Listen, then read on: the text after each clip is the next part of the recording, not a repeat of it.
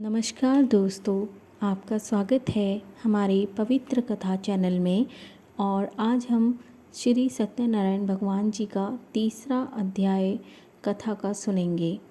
तो स्टार्ट करते हैं कथा। श्री सूत जी बोलते हैं मुनियों से, हे श्रेष्ठ मुनियों, अब मैं पुनः आगे की कथा कहूँगा, आप ध्यान लगाकर सुने। प्राचीन काल में उल्लाकमुख नाम का एक राजा था। वह जितेंद्रिय, सत्यवादी तथा अत्यंत बुद्धिमान था। वह विद्वान राजा प्रतिदिन देवालय जाता और ब्राह्मणों को धन देकर संतुष्ट करता था। कमल के समान मुख वाली उसकी धर्मपत्नी शील, विनय एवं सौंदर्य आदि गुणों से संपन्न थी। राजा एक दिन अपनी धर्मपत्नी के साथ भद्रशिला नदी के तट पर श्री सत्यनारायण का व्रत कर रहा था। उसी समय व्यापार के लिए अनेक प्रकार की पुष्कल धनराशि से संपन्न एक साधु नाम का बनिया वहाँ आया। भद्रशिला नदी के तट पर नाव को स्थापित कर वह राजा के समीप गया और राजा को उस व्रत में दीक्षित देखकर विनयपूर्वक पूछने लगा। साधु ने कहा, राजन, आप भक्ति युक्त चित्त से यह क्या कर रहे हैं? कृपया वह सब बताइए, इस समय मैं सुनना चाहता हूँ। राजा बोले, हे साधु, पुत्र आदि की प्राप्ति की कामना से अपने बंधु बांधवों के साथ मैं अतुल तेज संपन्न भगवान विष्णु का व्रत व पूजन कर रहा हूँ। राजा की बात सुनकर साधु ने आदरपूर्वक कहा, राजन, इस विषय में आप मुझे सब कुछ विस्तार से बतलाइए। आपके कथानुसार मैं व्रत एवं पूजन करूँगा, क्योंकि मुझे भी संतान नहीं है। इससे अवश्य ही संतान प्राप्ति होगी। ऐसा विचार कर वह व्यापार से निर्विक्त हो आनंदपूर्वक अपने घर आया और उसने अपनी पत्नी से संतान प्राप्ति करने वाले इस सत्य व्रत को विस्तार पूर्वक बताया तथा जब मुझे संतान प्राप्ति होगी तब मैं इस व्रत को करूँगा। इस प्रकार उस साधु ने अपनी पत्नी लीलावती से कहा। एक दिन उसकी पत्नी लीलावती सती साध्वी भार्या पति के साथ आनंद चित्त से ऋतुकालीन धर्माचरण में प्रवृत्त हुई और भगवान श्री सत्यनारायण की कृपा से उसकी पत्नी गर्भवती हो गई। 10वें महीने में उसने एक अच्छी कन्या रतन की उत्पत्ति हुई और वह शुक्ल पक्ष के चंद्रमा की भांति दिन प्रतिदिन बढ़ने लगी। उस कन्या का नाम कलावती रखा गया। इसके बाद एक दिन लीलावती ने अपने पति मधुरवाणी में कहा अपने पति से, आप पूर्व में संकल्पित श्री सत्यनारायण के व्रत को करना चाहते थे, तो अब क्यों नहीं कर रहे हैं? साधु बोला, प्रिय, इसके विवाह के समय मैं व्रत करूँगा। इस प्रकार अपनी पत्नी को भली भांति आश्वस्त कर वह व्यापार करने के लिए नगर की ओर चला गया। इधर कन्या कलावती पिता के घर में बढ़ने लगी।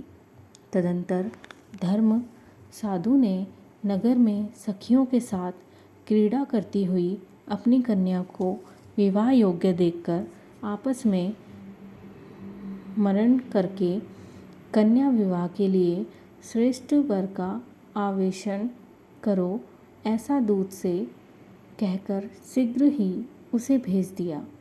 उसकी आज्ञा प्राप्त करके दूत कांचन नामक नगर में गया और वहाँ से एक वणिक पुत्र लेकर आया। उस साधु ने उस वणिक पुत्र के पुत्र को सुंदर और गुणों से संपन्न देखकर अपनी जाति के लोगों तथा बंधु बांधवों के साथ संतुष्ट चित्त को विधि विधान से वणिक पुत्र के हाथ में कन्या का दान कर दिया। उस समय वह साधु बनिया दुर्भाग्यवश भगवान का वह उत्तम व्रत भूल गया। पूर्व संकल्प के अनुसार विवाह के समय में व्रत न करने के कारण भगवान उस पर रुष्ट हो गए। कुछ समय के पश्चात अपने व्यापार कर्म में कुशल वह साधु बनिया काल की प्रेरणा से अपने दामाद के साथ व्यापार करने के लिए समुद्र के समीप स्थित रतनसारपुर नामक सुंदर नगर में गया और अपने श्री संपन्न दामाद के साथ वहाँ व्यापार करने लगा।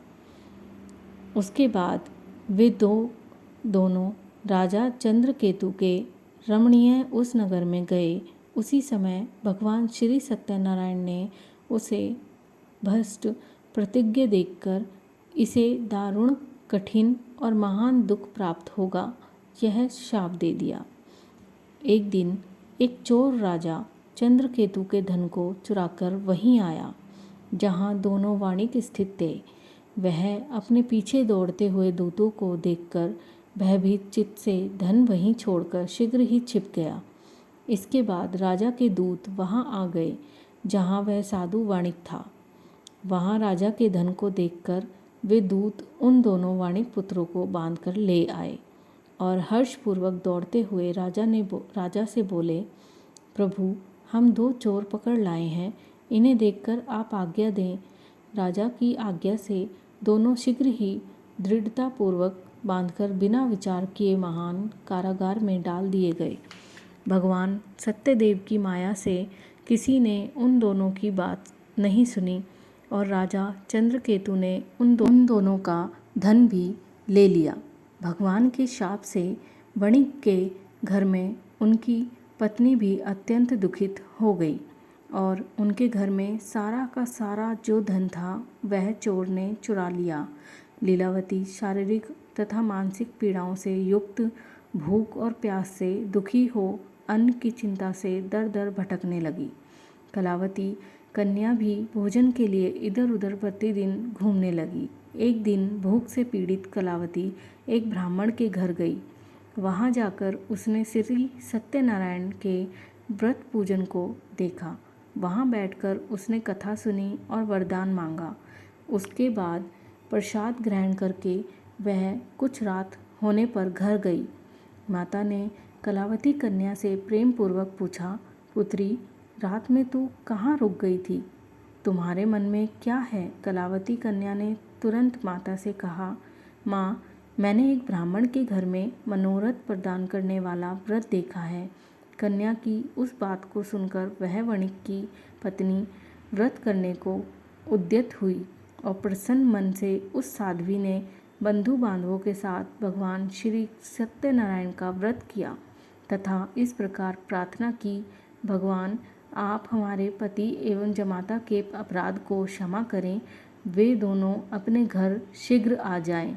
इस व्रत से भगवान सत्यनारायण पुनः संतुष्ट हो गए तथा उन्होंने नृपश्रेष्ठ चंद्रकेतु को स्वप्न दिखाया और स्वप्न में कहा, नृपश्रेष्ठ, प्रातःकाल दोनों वाणिकों को छोड़ दो और वह सारा धन भी दे दो जो तुमने उनसे इस समय ले लिया है, अन्यथा राज्य, धन व पुत्र सहित तुम्हारा सर्वनाश कर दूंगा। राजा से स्वप्न में ऐसा कहकर भगवान सत्यनारायण अंतर्ध्यान हो गए।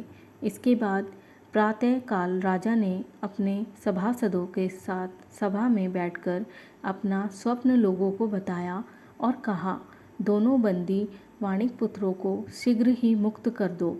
राजा की ऐसी बात सुनकर वे राजपुरुष दोनों महाजनों को बंधन मुक्त करके राजा के सामने लाकर विनयपूर्वक बोले, महाराज, बेड़ी बंधन से मुक्त करके दोनों वाणिक पुत्र लाए गए हैं।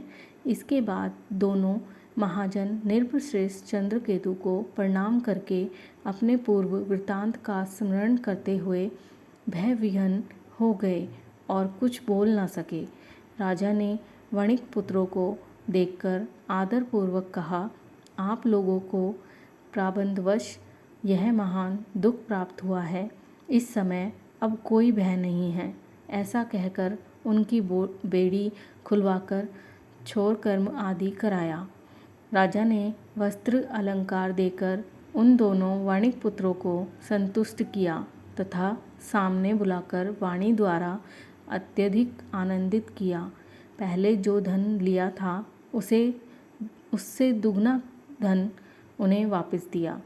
उसके बाद राजा ने पुनः उनसे कहा, साधु अब आप अपने घर को जाएं। राजा को प्रणाम करके आपकी कृपा से हम जा रहे हैं। ऐसा कहकर उन दोनों महावेशियों ने अपने घर की ओर प्रस्थान किया। जय श्री सत्यनारायण भगवान की जय। तो दोस्तों, यह थी श्री सत्यनारायण भगवान की तीसरी कथा का अध्याय। फिर मिलते हैं अगले चौथे अध्याय में। नमस्कार।